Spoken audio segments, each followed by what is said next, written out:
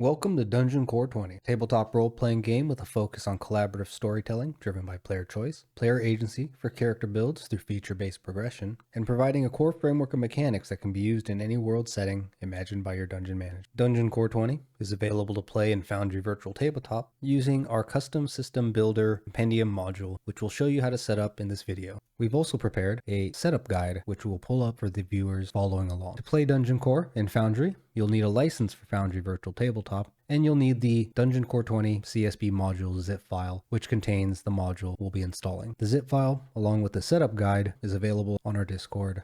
In step 1, we'll need to install the custom system builder game system within Foundry. To do so, open the setup for Foundry Virtual Tabletop, go to Game Systems, and select Install System. If you do a search for custom, you should find Custom System Builder. Go ahead and hit install, which we've already done here. Once it has completed, you should see Custom System Builder available as a game system. In step 2, we'll need to manually install the module. To do so, we've included in our setup guide the common paths where you may find your data/modules path for Foundry Virtual Tabletop. If you need additional help, we've also linked the documentation for Foundry. In step 3, we can now create the game. To do so, return to Foundry Virtual Tabletop, go to Game Worlds, and we will create world.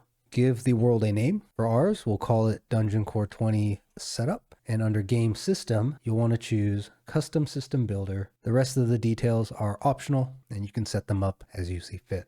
When you're ready, create world, and you should see your world is now available. Once it's been made, go ahead and launch world, and you can log in as the game master. In step 4, we need to enable the DungeonCore20 CSB module. To do so, in Foundry, go to the top right under Game Settings, go down to Manage Modules, and if we extracted our zip file successfully, we should see DungeonCore20 CSB module. We will enable it and save.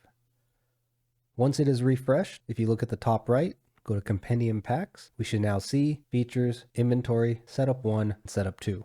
In step 5, we now copy the DungeonCore20 templates that are used by Custom System Builder to their appropriate location. This is a simple step.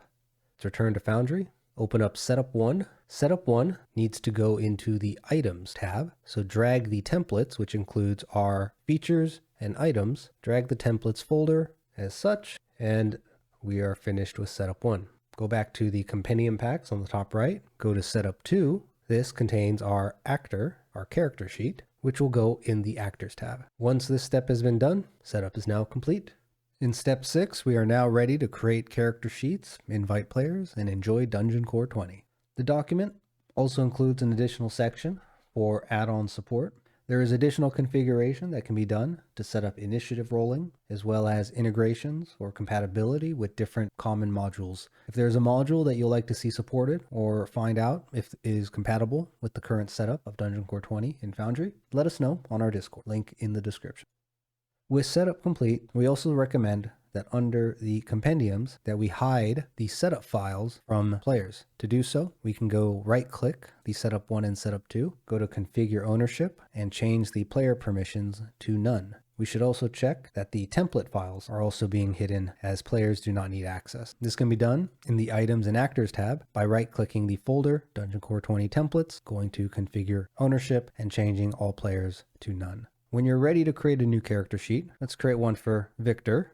You'll be met with a blank page. Simply ensure that new character is the template being used and hit the refresh to populate the page. Here, we will have the option for health points, mana points, vigor, reactions and move speed, armor score, stats, as well as a calculation for how many stat increases remain, the ability to roll dice by selecting the different values, and tabs for features, inventory, and a quick reference help page that includes actions, reactions, attributes, and conditions. Features and inventory can be copied from the compendium by selecting a feature and dragging it to your page. Profession features and arcane features may not be seen on all characters, so those sections are hidden until a feature has been added. If you're unfamiliar with DungeonCore 20, check out our video that covers the Companion App, which contains rules and other details around DungeonCore 20. We also have a video showing how to create a character, so we'll go through these steps in a much more in-depth process. Thank you for watching. See you next time.